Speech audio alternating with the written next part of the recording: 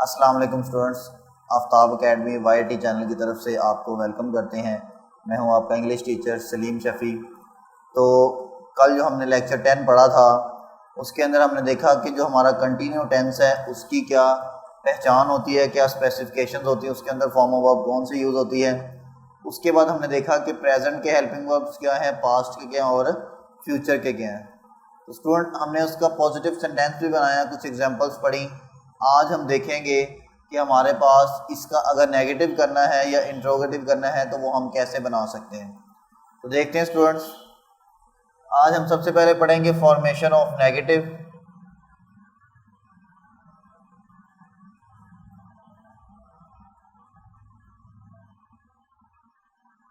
Negative वाले की हमारे पास तरतीब क्या होगी। फॉर्मेशन का मतलब स्टूडेंट क्या होता है, तरतीब, सीक्वेंस।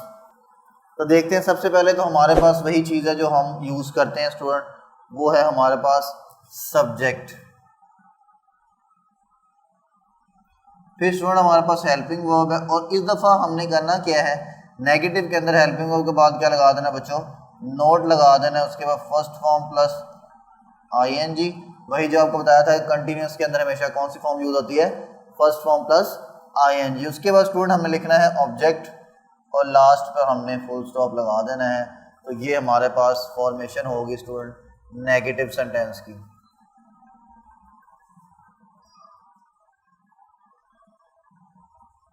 अब स्टूडेंट देखें, ये तो हमने कल जो पॉजिटिव पढ़ा था उसमें सिर्फ नेगेटिव की एडिशन की है।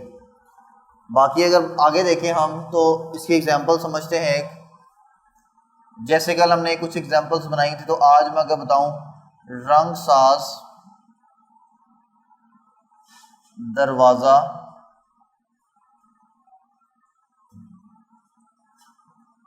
रंग नहीं कर रहा है।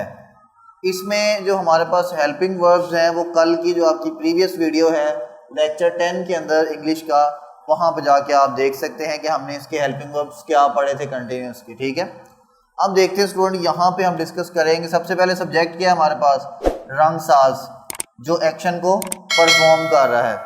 उसके बाद स्टूडेंट अगर बात करें हम, तो हमारा जो टाइम ऑफ एक्शन वो क्या है स्टूडेंट, प्रेजेंट का है।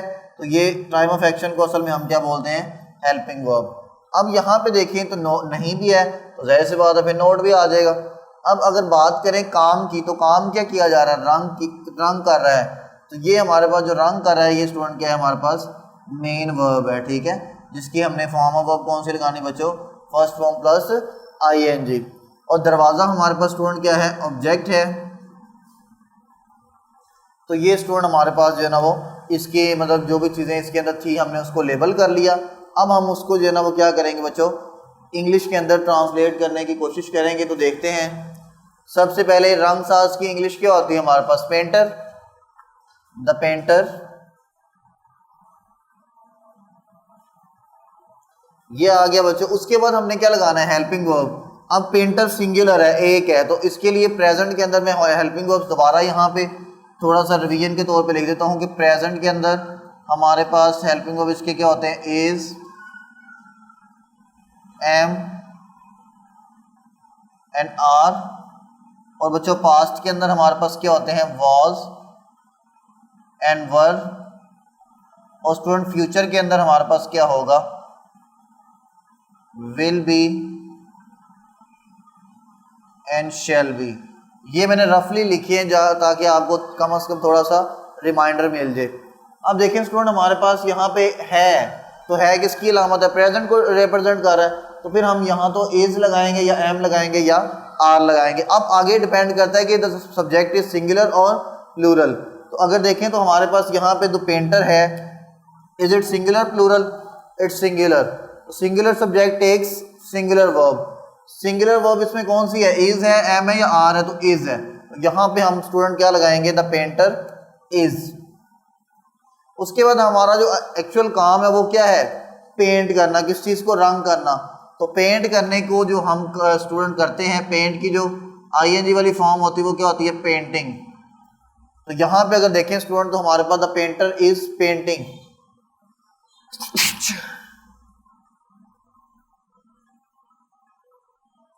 इतना क्लियर हो गया। अब अगली चीज़ है, यहाँ पे नोट था तो हम नेगेटिव था तो हमने यहाँ पे क्या लगा देना है, नोट।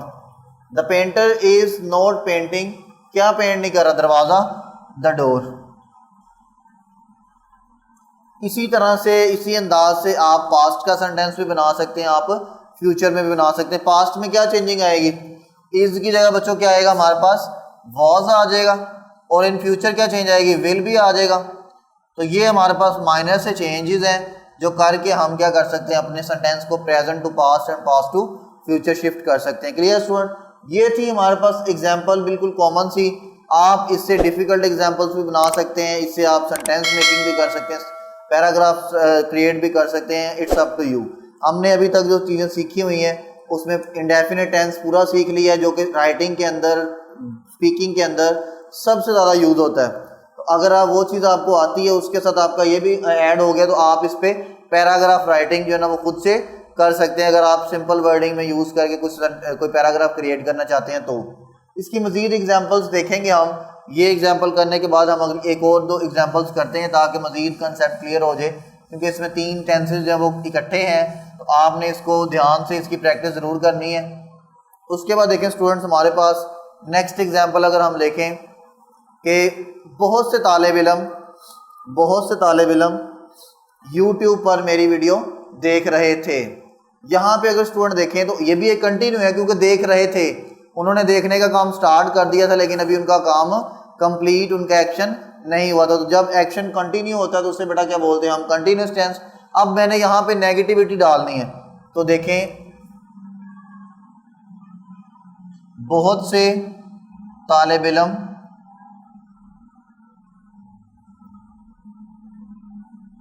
यूट्यूब पर इंग्लिश का लेक्चर देख रहे हैं।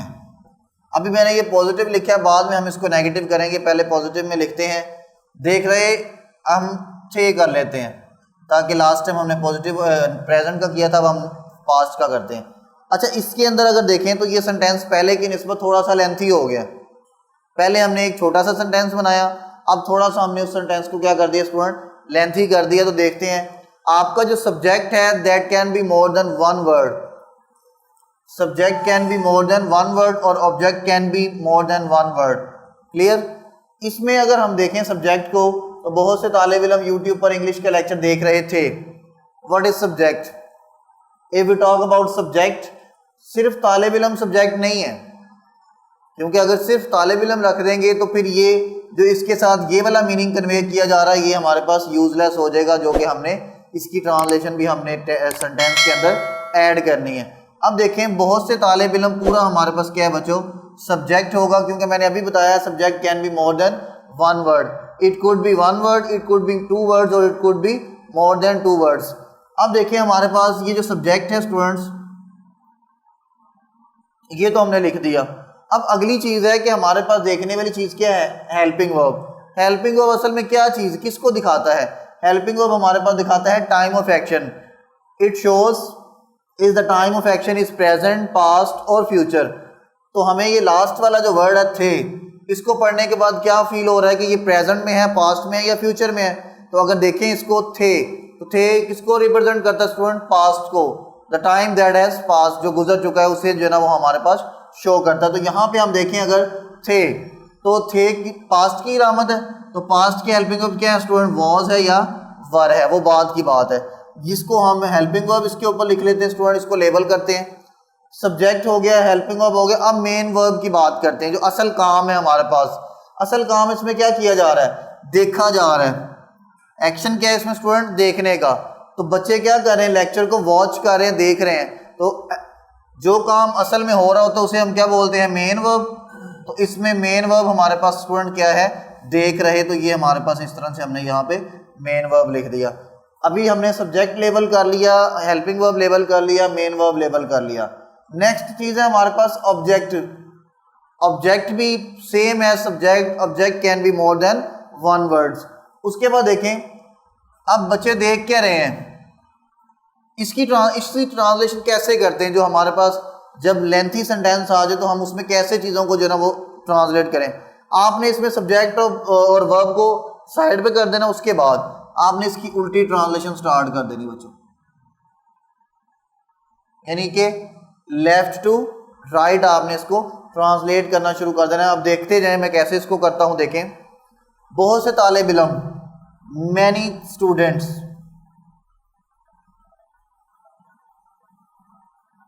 सब्जेक्ट हेल्पिंग वर्ब क्या होगा, स्टूडेंट्स ज़्यादा हैं।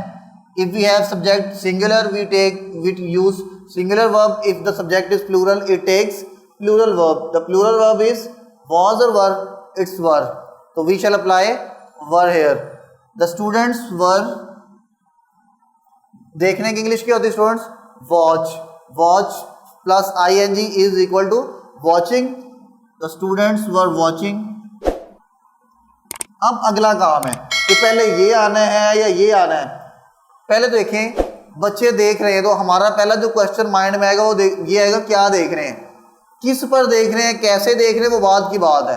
पहले जो बात है स्टूडेंट वो क्या है हमारे पास कि बच्चे देख क्या रहे हैं, तो क्या देख रहे हैं, इंग्लिश का लेक्चर। तो इसी पैटर्न में हम ट्रांसलेट कर रहे हैं ना इसको, लेफ्ट टू राइट। तो देखें, the student many students were watching, क्या देख रहे हैं, इंग्लिश का लेक्चर, इंग्लिश लेक्चर।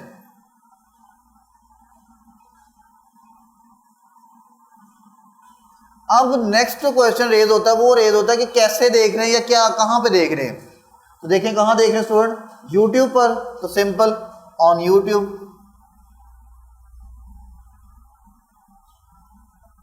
ये तो था पॉजिटिव, लेकिन हम पढ़ आज क्या है बच्चों, नेगेटिव सेंटेंस। अब नेगेटिव के अंदर अगर हम बात करें, इसको नेगेटिव करना है तो क्या करना, सिंपल हेल्पिंग वर्ब के बाद नोट। हमारे पास यहाँ पे हेल्पिंग वर्ब क्या लगाया, वर, इसके बाद क्या लगा देंगे, नोट। अब अगर इसी सेंटेंस को हमने प्रेजेंट में करना है तो क्या उसका वे है, इज आएगा, आर आएगा, स्टूडेंट्स ज़्यादा है। और अगर इसी को हमने फ्यूचर में करना तो विल बी, लेकिन फिर विल बी नहीं आएगा, विल नॉट बी। एक रूल आपने याद रखना है, helping verb can be more than one words. If we have helping verb more than one words we shall apply helping not after first word.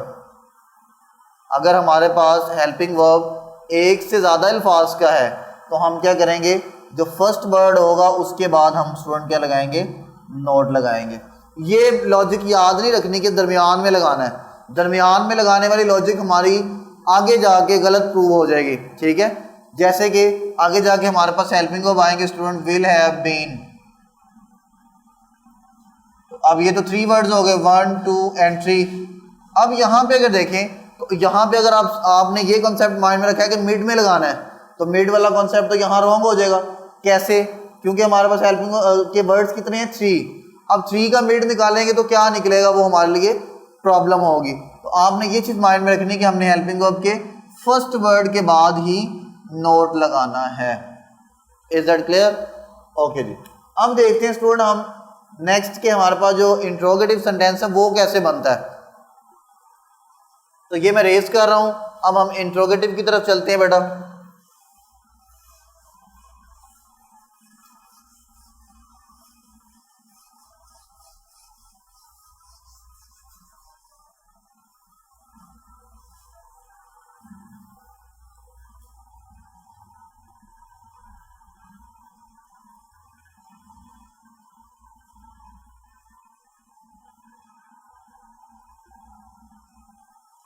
Ji students, interrogative, इसमें हमारे पास क्या होता है, पहले तो ये पता होना चाहिए, हम तकरीबन 10 लेक्चर पढ़ चुके हैं, इसी बात पे डिस्कशन की जा रही है अबाउट टेंसेस।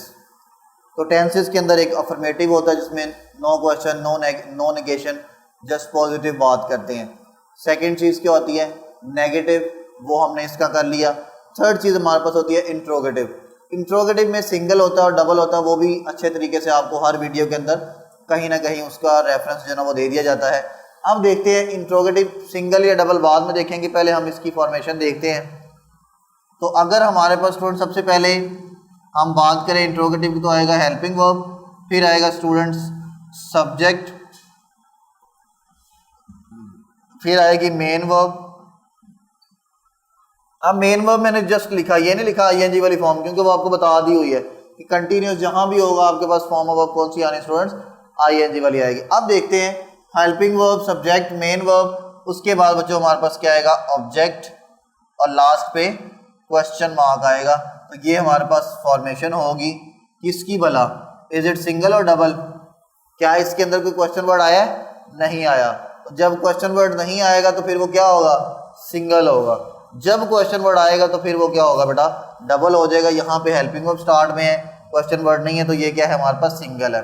इसी को अगर हमें डबल करना है, इसी चीज़ को डबल करने के लिए क्या करना पड़ेगा, यहाँ पे क्वेश्चन वर्ड्स जो है ना वो लगा देंगे, कोई भी क्वेश्चन वर्ड लगा देंगे तो वो हमारे पास क्या हो जाएगा, डबल हो जाएगा। यही डिफरेंस है in single and double. Clear? अब इसकी एग्जांपल करते हैं हम, सेम वैसे ही जैसे हमने पहले एग्जांपल्स पढ़ी। पहले हमने एक एग्जांपल पढ़ी स्टूडेंट, जैसे कि आज हम पढ़ेंगे, पहले हम बेसिक एग्जांपल पढ़ेंगे, फिर एडवांस, फिर थोड़ी सी लेंथी करेंगे। क्या बारिश हो रही है, सिंपल।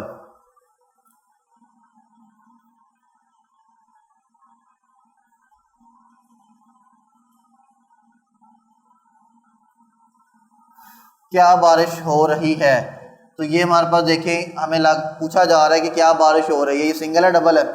इसका आंसर क्या होगा, यस होगा, नो होगा? या तो यस या नो, या इसका आंसर कोई स्टेटमेंट होगी? नहीं, स्टेटमेंट तो इसका आंसर हो नहीं सकती। आपसे पूछा गया क्या बारिश हो रही है, तो आपने कहना जी हो रही है, अगर नहीं हो रही तो फिर नहीं हो रही, सिंपल सी बात है। तो ये हमारे पास क्या है, सिंगल इंट्रोगेटिव है। इसको सिंगल के रूल्स के अकॉर्डिंग ट्रांसलेट करेंगे। देखते हैं, सबसे पहले तो हमारे पास इसमें सब्जेक्ट ढूंढेंगे। सब्जेक्ट हमारे पास इसमें नहीं है, क्या स्टूडेंट, सब्जेक्ट नहीं है। अब इसका रूल देखें कि जब हमारे पास कोई सब्जेक्ट नहीं होता प्रॉपर, तो हम क्या यूज करते हैं, डमी सब्जेक्ट यूज करते हैं। वो जो डमी सब्जेक्ट्स होते हैं बेटा, वो हमारे पास होते हैं दो। जो दो डमी सब्जेक्ट होते हैं उसके अंदर एक हमारे पास होता है देयर, एक हमारे पास होता है इट। यानी अगर सेंटेंस के अंदर सब्जेक्ट नहीं है तो हम उधर ये दो यूज करते हैं। जैसे हम इट इज रेनिंग कहते हैं, देयर इज रेनिंग नहीं बोलते। तो कहाँ पे देयर लगना है, कहाँ पे इट लगना है, पहले वो समझें। जो इट होता है हमारे पास वो वेदर के साथ लगता है, टेम्परेचर के साथ लगेगा, और डिस्टेंस के साथ लगेगा, और डायरेक्शन के साथ लगेगा। ये जो तीन चार चीजें, इनके साथ हम क्या लगाते हैं, इट। बाकियों के साथ क्या लगाते हैं, देयर। अब इसको समझते हैं, बारिश किसको रिप्रेजेंट कर रहा है, वेदर को। तो यहाँ पे क्या लगेगा, इट के देयर, इट। अब इट सब्जेक्ट बन गया, सपोज करें तो इट सब्जेक्ट है, तो सब्जेक्ट से पहले तो क्या आना है, हेल्पिंग वर्ब। इट के साथ क्या लगता है, इज, तो क्या लिखेंगे यहाँ पे, इज इट। और काम क्या असल में, बारिश हो रही, तो ये मेन वर्ब है। और इज क्यों लगाया, क्योंकि यहाँ पे क्या था, है। तो ये हमारे पास क्या student, helping verb. Is it raining, rain verb, और रेन की आईएनजी वाली फॉर्म रेनिंग, और लास्ट पे क्वेश्चन मार्क। क्लियर है? अब अगर हमसे पूछा जाए कि बारिश क्यों हो रही है,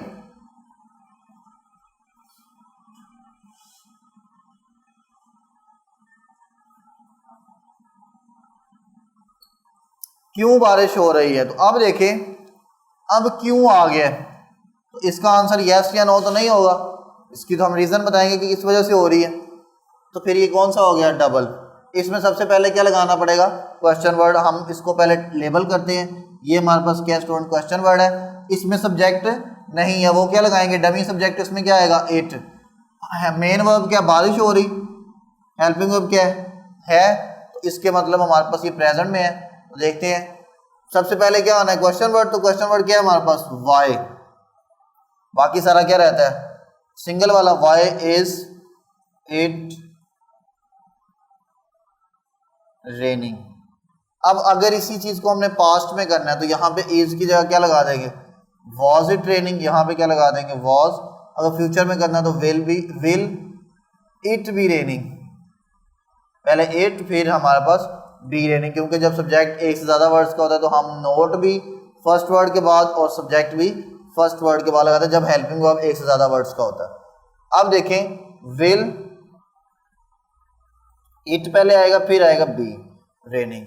तो क्लियर है आपको यहाँ तक। तो तो हमने आज की वीडियो में डिटेल से जो है ना वो कंटिन्यूस टेंस की पॉजिटिव को भी डिस्कस कर लिया, पॉजिटिव सेंटेंसेस को भी, नेगेटिव को भी और इंट्रोगेटिव को भी। तो इस हवाले से अगर कोई भी कंसेप्ट आपका क्लियर नहीं हुआ, कोई भी क्वेश्चन है आपके माइंड में, इसके हवाले से क्वेश्चन हो या हेल्पिंग वर्ब्स के हवाले से क्वेश्चन हो या किसी भी चीज़ के हवाले से, तो आप कमेंट सेक्शन में पूछ सकते हैं। अगर आपको वीडियो अच्छी लगी है तो इसको लाइक करें और चैनल को सब्सक्राइब करें। Thank you so much.